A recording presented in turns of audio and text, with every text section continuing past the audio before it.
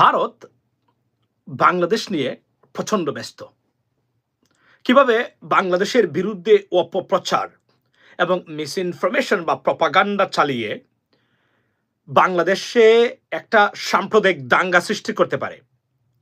প্রতিদিন প্রতি মুহূর্তে ভারত ব্যস্ত সেটা নিয়ে, কিন্তু তার অন্যদিকে একের পর এক ভূমি হারাচ্ছে ভারত।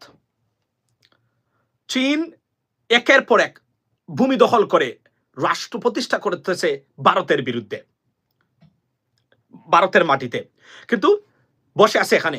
বলছিলাম না, যখন এই ভারত কোনো জিনিস পারে না পাকিস্তানের সাথে, চীনের সাথে, বাংলাদেশের বর্ডার এসে বাংলাদেশিদের উপর অত্যাচার এবং নির্মমতা অথবা কোনো ধরনের পলিটিক্যাল ডিসফাংশনাল কেওস সৃষ্টি করার চেষ্টা করে, যা করেছে বিগত 16 বছরে।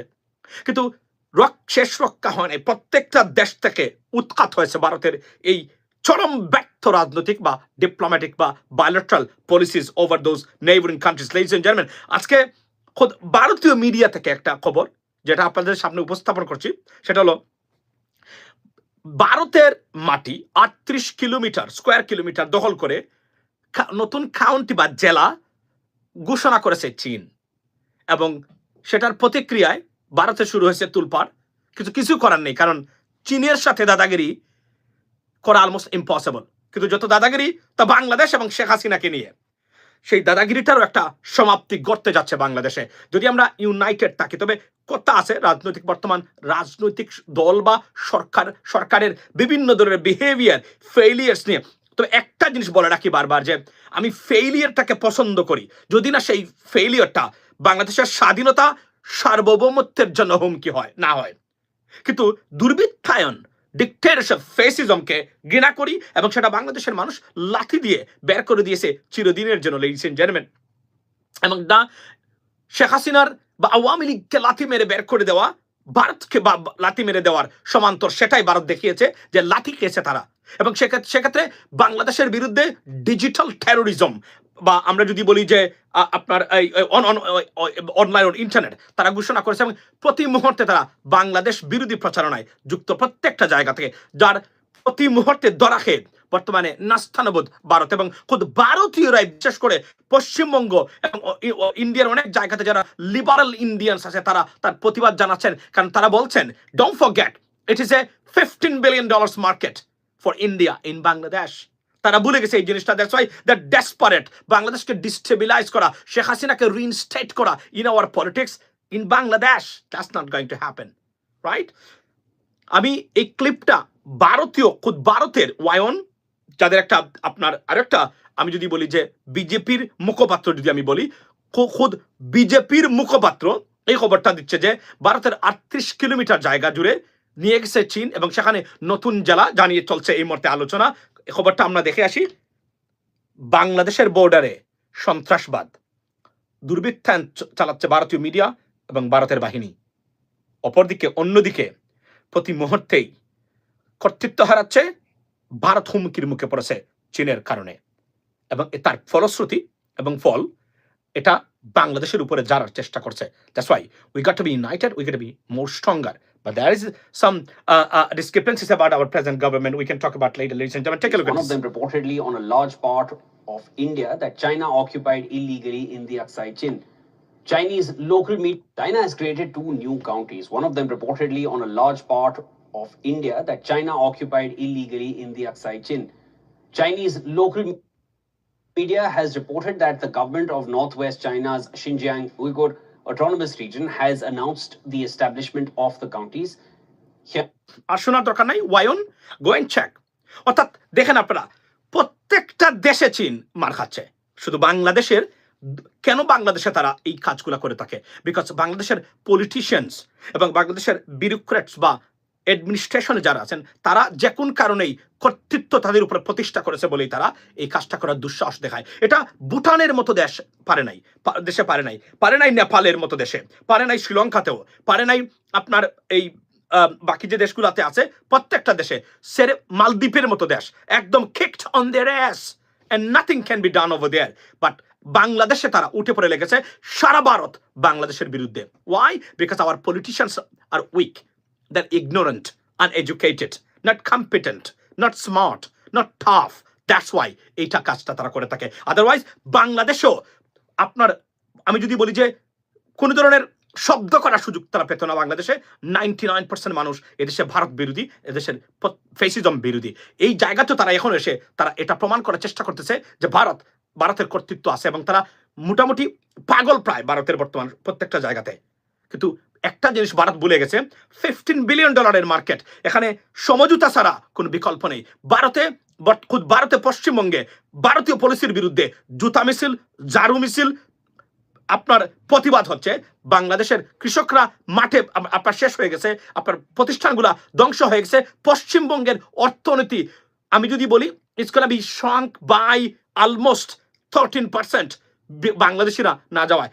ইমাজিন একটা রাষ্ট্রের, একটা স্টেটের 13% GDP will be like shrunk by this kind of activities. সুতরাং অর্থাৎ যেটাকে আমরা বলি শাঙ্ক মানে হচ্ছে ছোট হয়ে আসা, আকার ছোট হওয়া। আপনারা জানেন যে পশ্চিমবঙ্গের অর্থনীতিটা 25 to 35% যখন this way that way depend upon Bangladeshis travellers এর the activities or financial transactions with Bangladeshis, এবং এটা কমপ্লিটলি হল্টেড অ্যান্ড স্টপড। তারা মনে করছে they are going to punish বাংলাদেশিস।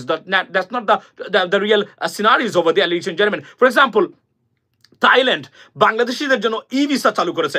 আপনি থাইল্যান্ড যেতে চান, ঘরে বসে আপনি থাইল্যান্ডের ভিসা আপনার জন্য, ভিসার জন্য আর আপনাকে অ্যাপ্লাই করতে হবে না। সুতরাং আমি মনে করি আমাদের সরকার যদি আরো অ্যাক্টিভ হয়, ভারতের বিকল্প যেটা আপনারা যদি কেউ আমাকে নিয়মিত দেখে থাকেন, আওয়াজ দেবেন। আমি বারবার বলছি যে আমেরিকা থেকে পেঁয়াজ এনে সেই পেঁয়াজ ভারত থেকে আনা পেঁয়াজের চোখ কম খাওয়ানো যাবে আপনাদেরকে, যদি আমরা সিস্টেমটা জানি। এটা আমি বলেছি জোরগলা, এবং অনেক আগে আমি এই কথাটা বারবার বলছি। আমাদেরকে ভারতের উপরে কোনোভাবেই ডিপেন্ডেন্ট হতে হবে না। এবং আজকে যে আমাদের যে এই যে গাড়ির যে পার্টস বা যন্ত্রাংশ যেগুলা, আপনি জানেন যে তারা বাংলাদেশে আপনার এই এক্সপোর্ট করা বন্ধ করেছেন। এই জন্য আমি এটা একটা it's like don't be worried about it. It's a wake up call for Bangladeshis. For example, কিভাবে আপনি বুঝতে হবে কোনো বিষয়ে ভারতের উপর ডিপেন্ড করে বা নির্ভর করে আপনি চলতে পারবেন না বাংলাদেশি হিসাবে। এটা আমাদের রাজনীতিবিদ, কর্তৃত্ববাদী বর্তমানে যারা দায়িত্বে আছেন, সরকারে আছেন, বোঝার চেষ্টা করবেন। ভারতের উপরে কোনো বিষয় যদি আপনি ডিপেন্ড করে রাষ্ট্র পরিচালনা করতে চান, যে কোনো সময় আপনি কলাপস করবেন ওই সেক্টরটা, ওই খাতটা। সুতরাং এটা ওয়েক আপ কল। এবং আমাদের পলিটিশিয়ানরা আগামীতে যারা রাষ্ট্র ক্ষমতায় যাবেন, জানি না কে যাবেন, যে অবস্থা চলছে বর্তমানে, I am watching very closely the political dimension in our country, এবং বিএনপি জামায়াত ইসলামীর ভিতরে যে দ্বন্দ্ব এবং বর্তমানে যে বিভাজন তৈরি হয়েছে, বিভীষিকাময় অবস্থার মধ্য দিয়ে যাচ্ছে মনে হচ্ছে। সুতরাং I am watching it, I have something to say about it, and I would do that, ladies and gentleman, maybe later, because আমার সময় নাই, এর জন্য আমি এই বিষয়টা এখন আনতে পারতেছি না। এবং এই যে বর্তমানে দেখেন ভারতের, অর্থাৎ প্রত্যেকটা জায়গায় ভারতের পরাজয়, ভারতের পলিসি এতটা ডিজাস্টারিয়াস, প্রত্যেকটা জায়গায় তারা ডিজাস্টারিয়াস ওয়েতে পরাজয় এবং নিঃশেষ করে দিচ্ছে ভারতীয়দের। এবং খুদ ভারতে নরেন্দ্র মোদীর বিরুদ্ধে যদি দেখেন কখনো আন্দোলন শুরু হয়েছে, সংগ্রাম শুরু হয়েছে, যা বাংলাদেশ থেকে চলে গেছিল পাকিস্তানে, পাকিস্তান থেকে সিরিয়া, সিরিয়া থেকে ইজিপ্ট, ইজিপ্ট থেকে অন্য দেশে যেতে পারে যে কোন সময়, আর কয়েকটা দেশ আছে অন দ্য লাইন, যে কোন সময় এগুলাতে শুরু হবে নতুন প্রজন্মের এই আন্দোলন। আচ্ছা, ফখরুল হটাও দেশ বাঁচাও। আচ্ছা, তো এগুলা, সুতরাং ভারতেও এটা শুরু হওয়ার পথে, কারণ ভারতের economy is crippling right now. So therefore they have to find out a way to resolve this issues, ladies and gentleman. And then আপনি একজন প্রশ্ন করেছেন, এখানে একজন ভাই কমেন্টস করেছেন 31 ডিসেম্বর, অর্থাৎ ডেডলাইন 31 ডিসেম্বর। 31 ডিসেম্বর নাগরিক কমিটি, জাতীয় নাগরিক কমিটি এবং বৈষম্য বিরোধী ছাত্র আন্দোলন তারা একটা আপনার প্রজেক্ট বা কর্মসূচি দিয়েছেন। উই গো টু সি, আমি এমন কিছু জানি, বাট আমি এটা আলোচনা করতে চাচ্ছি না এখন। আমরা দেখতে চাই তারা আসলে কি করেন। মনে রাখবেন, এ রাষ্ট্রর ভবিষ্যৎ নির্ভর করে বিদেশে আমেরিকা এবং ভারতীয় প্রপাগান্ডাকে কিভাবে আমরা মোকাবেলা করি। সুতরাং রাষ্ট্রর বাংলাদেশের ভবিষ্যৎ কোন জায়গায় নির্ভর করে, এটা বুঝতে হলে আপনাকে ওই লেভেলে যেতে হবে। শুধু বাংলাদেশের রাজু ভাস্কর্যে গিয়ে দাঁড়ালেই আপনি বাংলাদেশকে রক্ষা করতে পারবেন না। এটা চিকেন ব্রেইন নিয়ে রাজনীতি, আমি মনে করি চিকেন ব্রেইনের রাজনীতি নিয়ে রাজনীতি করলে এটা কখনোই সুফল বা সুখকর হবে না। যারা কখনো বিমানে চড়ে নাই, তারা যদি রাষ্ট্রের নীতি নির্ধারক হয়ে যান, it is a problem, it's gonna be a problem, and we can see that it still exists right now. So we got to wait before saying anything else, ladies and gentlemen. I am watching everything very closely, that's why আমি কারো পক্ষে যাচ্ছি না, কোনো বিষয়ে যাচ্ছি না, আমি ইন্টারন্যাশনাল পার্সপেক্টিভে। এবং আজকে আরও একটা মানে আপনার তথ্য দিয়ে রাখি, সেটা হচ্ছে আপনার শেখ হাসিনার বোনের মেয়ে বা ভাগ্নি এবং নিস এবং ব্রিটিশ পার্লামেন্টের মেম্বার পার্লামেন্ট এবং মিনিস্টার, যিনি অর্থাৎ তথ্য লুকানোর কারণে 10,000 পাউন্ড জরিমানার সম্মুখীন, কারণ উনি একটা তথ্য লুকিয়েছেন। So not a good news for Sheikh Hasina's regime or dynasty, not for Tulip Siddiq at the same time. এবং একটা জায়গাতে বলে রাখি, আমি জানি না সজীব ওয়াজেদ জয় আপনার সেদিন যখন আপনার রূপপুর পারমাণবিক কেন্দ্র নিয়ে দুর্নীতির অভিযোগ করেছে, সে স্টেটাস দিয়ে বলেছে এইটা না সেইটা না, কিন্তু তার বিরুদ্ধে $300 মিলিয়ন বিষয়ে এখন পর্যন্ত উনি কোনো স্টেটাস বা কোনো স্টেটমেন্ট দেয় নাই। I am watching it very closely, what does he say. মনে রাখবেন, আবারও বলে রাখি এই বিষয়টা, এফবিআই কোনো জায়গাতে ইনভলভ হলে, এফবিআই ইনভলভ হওয়া মানে হচ্ছে ডিপার্টমেন্ট অফ জাস্টিস, অর্থাৎ বিচার বিভাগের অন্তর্ভুক্ত হওয়া যুক্তরাষ্ট্রের। এবং যুক্তরাষ্ট্রের বিচার বিভাগ যুক্তরাষ্ট্রের সরকারের অনুমতি ছাড়া অথবা পারমিশন ছাড়া কোনো জায়গাতে বা বিদেশি ক্ষেত্রে পার্টিকুলারলি ফরেন কোনো আপনার অ্যাফেয়ার্সে ইনভলভ হয় না, যতক্ষণ পর্যন্ত সরকারের সর্বোচ্চ লেভেল বা ডিওজি, যেটাকে আমরা বলি অ্যাটর্নি জেনারেলের পক্ষ থেকে কোনো নির্দেশনা না আসে। যারা আমেরিকান রাজনীতি জানেন, আমেরিকান গভর্নমেন্ট সিস্টেম ফলো করে থাকেন, তারা খুব ভালো করে জানেন যে এফবিআই যখন কোনো বিদেশি বিষয়ে নিজেকে ইনভলভ করবে, তখনই করবে যখন জাস্টিস ডিপার্টমেন্ট বা ডিওজি, যাকে আমরা সংক্ষেপে বলি, বা attorney general, chief of justice department, যদি উনি এখানে ইনভলভ না হন, উনার নির্দেশনা সেখানে না থাকে। এটা কমন সেন্স বা আপনার যদি লিটল নলেজও থাকে about American policies and American government system, then you know that. So we get to watch, we get to see. এবং মনে রাখবেন, আমি আবার বলছি, জয়ের সামনে দুটো পথ খোলা। একটা হচ্ছে এটাকে মিথ্যা প্রমাণ করে দিয়ে যে আমার নাম আপনারা আনছেন, মিথ্যা আনছেন, there is no evidence here, so that suggest that I am involved in this matter. If he can do that, then he can sue the Justice Department or FBI, and he can get hundreds of millions of dollar compensation for defamation case. If not, he got to prepare himself to face prosecution in the United States, ladies and gentlemen. That's the bottom line. There is no other ways.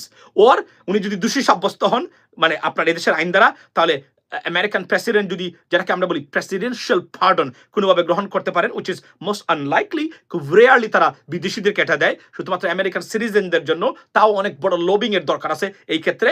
সুতরাং আমি আবারও বলছি, আমি বলছি না he is involved in it, but on the basis of common sense or credibility assessment, he is surely could be, he is in this discrepancies. সুতরাং তার কোন স্ট্যাটাস দুই একদিনের ভিতরে 300 মিলিয়ন নিয়ে কোনো বক্তব্য দিয়ে থাকেন, আমি দেখি নাই, দেখলে আমাকে জানাবেন। But I am eagerly waiting to see what comes next about this matter, ladies and gentlemen. So you got to wait. At the same time, আমি আপনাদেরকে আপডেট করার চেষ্টা করব যখনই এই বিষয়গুলো জানবো। অর্থাৎ এফবিআই বলেছে উনি $300 মিলিয়ন পাচারে জড়িত।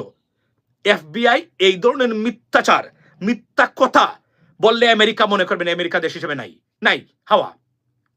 এতটুকু এটার উপরে আমি ট্রাস্ট করি, বিশ্বাস করি। হ্যাঁ, এখানে 10-এর জায়গাতে 11 হতে পারে, বা 10-এর জায়গাতে 9 হতে পারে, এভাবে গরমিল হতে পারে আপনার ধারণা বা তথ্যভিত্তিতে। বা তারপরও অ্যাকুরেট ইনফরমেশন না পেলে এফবিআই কখনোই কারো নাম আনবে না, কারণ তারা জানে দে উইল ফেস সিরিয়াস সু ইন দি ইউনাইটেড স্টেটস। আর এতক্ষণে যদি এটা মিথ্যা হয়ে থাকে, তো এতক্ষণে জয় হয়তোবা ঘুমাতেই পারতেছেন না, অ্যাটর্নিদের কারণে বা লয়ারদের কারণে সু করবেন উনার পক্ষ থেকে, আর তারও কিছু নিল আর তাকেও কিছু দিল। That's the bottom line, ladies and gentleman. So I have to go because I have to go. It's a Sunday.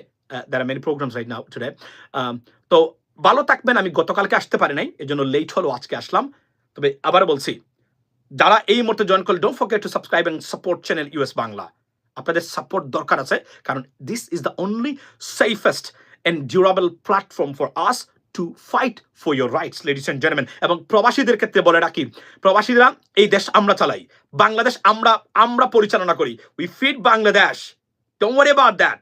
অনেকগুলা দেখতেছি শুনতেছি, আমি প্রবাসীদের আমি প্রপোজ করেছি আজকে প্রবাসী সুরক্ষা আইন, প্রবাসীদের সম্পদের সুরক্ষা, প্রবাসীরা যদি কোনো একটা বিষয়ে জড়িত হয়, তারা যেন এক্সপেডাইট ওয়েতে তারা যেন তাদের সমস্যাটা দ্রুত বিচার যেভাবে করা হয়েছে এভাবে যেন প্রবাসীদের সমস্যা নিরসন করা হয়। কেননা তার 6 মাসের ছুটিতে যদি 3 মাস শুধু কোর্টে আর আপনার আদালতে দৌড়াদৌড়ি করতে হয় তাহলে এটা হবে না, এটা আমরা মানবো না। সুতরাং আমি ইনশাল্লাহ প্রেটি সুন দেখা হবে যদি যে আল্লাহ বাঁচিয়ে রাখে বাংলাদেশে, বলবো, আমি জানাবো আপনাদেরকে। এট দ্য সেম টাইম আমরা প্রবাসীদেরকে নিয়ে অনেক বড় ধরনের কাজ করার ইচ্ছা করতেছি অনেক আগ থেকেই। নতুন করে সবকিছু ডেলে সাজিয়ে নতুন করে আসছি প্রবাসীদেরকে নিয়ে, মনে রাখবেন। এবং আমি আমার এই আইনটা এমন আইন করা দরকার, বাংলাদেশ বিমানের ফেয়ার ক্যাপ করে দেওয়া দরকার। সৌদি আরব থেকে এই পরিমাণ ক্যাপ, হাইয়েস্ট ক্যাপ, এত পরিমাণ আপনি বাড়াতে পারবেন। আবার কুয়েত থেকে বা মধ্যপ্রাচ্য থেকে এত পরিমাণ বাড়াতে পারবেন ক্যাপ দিয়ে। It has to be comparable to Air India or এই এরিয়ার যত এয়ারলাইন্স আছে according to the international law. আপনি তারা যদি 2000 রিয়ালে একটা টিকিট হয়, ফর এক্সাম্পল আমি 1500 রিয়ালে একটা টিকিট হয়, আপনি কেন সেখানে 3500 নেবেন? 3500 রিয়াল আপনি কিভাবে নেন এটা আপনাকে বলতে হবে এবং এটা প্রমাণ করে দিতে হবে। আপনি 3200 নিতে পারেন, কিন্তু বাংলাদেশ বিমান যেহেতু এটা আমাদের নিজস্ব এয়ারলাইন বা ক্যারিয়ার, এখানে তো আমরা ডিসকাউন্ট পাওয়ার কথা। এই দেশটা তো প্রবাসীরা খাওয়ায়। প্রবাসীদের ক্ষেত্রে যে আপনার যেখানে যে কি বলে এটাকে যে দুর্বৃত্তায়ন হয়েছে, বিমান বাংলাদেশ এয়ারলাইন্স দিনে দুপুরে যে ডাকাতি করেছে, এগুলো বন্ধ করতে হবে ইনশাল্লাহ। আমি আসছি নতুন করে আপনাদের সাথে প্রবাসীদেরকে নিয়ে খেলা হবে এখানে এই জায়গাতে। আমি এতটুকু বলতে চাই, এখানে প্রত্যেকটা সেক্টরে এই দেশটা এখনো 3 মাসে $5 বিলিয়ন আমরা পাঠিয়েছি। এই দেশের মানুষ, বাংলাদেশের প্রবাসীরা, এরা না থাকে বাংলাদেশ আগামীকালকে ফকিরের রাষ্ট্রে পরিণত হবে। আগামীকাল বিকালে Bangladesh got to be declared as a bankrupt country by tomorrow evening. যদি এই প্রবাসীরা না থাকে, there is no other source for Bangladesh. আমি আবার বলছি, গার্মেন্টস ইন্ডাস্ট্রিজে আয় এবং ব্যয়ের যদি আমরা সত্যিকার অর্থে তুলনা করি, it is almost equal. So এই প্রবাসীরাই রেখেছে এবং এরা এখন পর্যন্ত নাকি শুনলাম 2টার বেশ, আপনার 1টার বেশ ফোন নিতে পারবে না। এই উদ্ভট এই ড্রাকোনিয়ান ল চেঞ্জ করতে হবে এবং ইনশাল্লাহ আমরা চেঞ্জ করিয়ে ছাড়বো। এটা আপনাদেরকে বলে রাখছি। যারা প্রবাসীরা আছেন, যারা বাংলাদেশে আছেন, January end of after 15th of January to 1st week of February থাকবেন, আওয়াজ দিবেন, we gonna see you there ইনশাল্লাহ। সো সে পর্যন্ত ভালো থাকবেন লেডিস এন্ড জেন্টলম্যান, কথা হবে অন্য সময় ইনশাল্লাহ। এবং বলে রাখি, যাওয়ার আগে যারা এই মাত্র জয়েন করলেন, ভারতের 38 কিলোমিটার নিয়ে গেছে চীন, নিয়ে নতুন জেলা তারা তৈরি করে ঘোষণা করে দিয়ে তারা কাজকর্ম তারা চালিয়ে যাচ্ছে ভারতের। অর্থাৎ ভারত শুধু পলিটিক্যাল ইনফ্লুয়েন্স নয়, জমিও হারাচ্ছে একের পর এক। পরিস্থিতি আর কোন দিকে যায়, কতটা ভয়াবহ হয়, সেটাই দেখার বিষয়। যদি না ভারত তার এই দুর্বৃত্তায়িত এবং অ্যাগ্রেসিভ এবং ব্রুটাল পলিসি চেঞ্জ করে তার নেইবরিং কান্ট্রির প্রতি, আমরা তার ভয়ঙ্কর অবস্থা দেখতে পাচ্ছি ভারতের। সেখান থেকে ভারত আস্তে আস্তে তার বুঝতে পারবে তার মিস্টেকটা কোন জায়গায়, এবং প্রতিবেশী রাষ্ট্রের প্রতি সম্মানের সাথে ব্যবহার করবে, ব্যবহার নিবে। এটাই আমাদের চাওয়া। ভালো থাকবেন, সে পর্যন্ত কথা হবে ডেফিনেটলি আগামীকালকে। আসসালামু আলাইকুম।